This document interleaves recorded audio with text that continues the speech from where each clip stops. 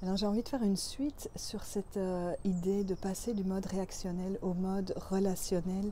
Ce que j'ai dit, ces énergies-là, elles sont naturelles, c'est des stratégies de survie. Donc c'est vraiment quand je suis en danger que je vais adopter une stratégie pour me protéger. Parfois me protéger, c'est attaquer, c'est délimiter mon territoire, c'est dire et affirmer je ne suis pas d'accord.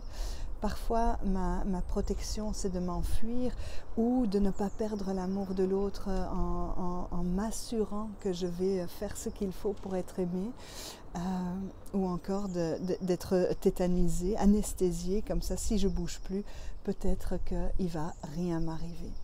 Et quand je parle d'accompagner, ça c'est aussi d'avoir beaucoup de bienveillance avec soi et de sentir que si je suis en mode réactif, c'est que quelque chose a été profondément blessé. Si je peux déjà faire un cheminement de moi, à l'écoute de quelle est cette part qui a tellement peur, quelle est cette part de moi qui se sent en danger, qui se sent pas reconnue, pas aimée, pas suffisamment soutenue, et d'observer que le mode réactif, c'est juste un signal pour dire il y a quelque chose à guérir, il y a quelque chose à réparer.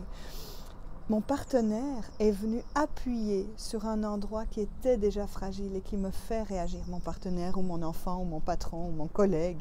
Et ce qu'il a fait ou dit va équivaloir à 10%. C'est le bouton 10%, mais les 90%, les 90% de ma réactivité m'appartiennent et appartiennent à mon histoire. Et donc j'ai juste envie d'apporter beaucoup de bienveillance là-dessus.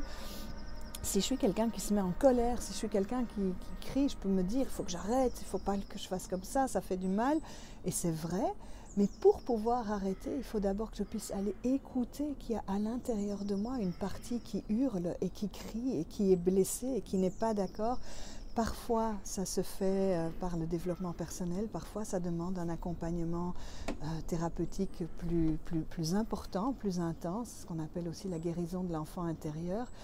Et petit à petit, on va ainsi récupérer toutes nos parts pour pouvoir être en relation avec l'autre dans un mode qui ne consiste plus à venir appuyer sur nos boutons respectifs pour nous permettre de guérir et d'aller à l'écoute de cette part-là de nous.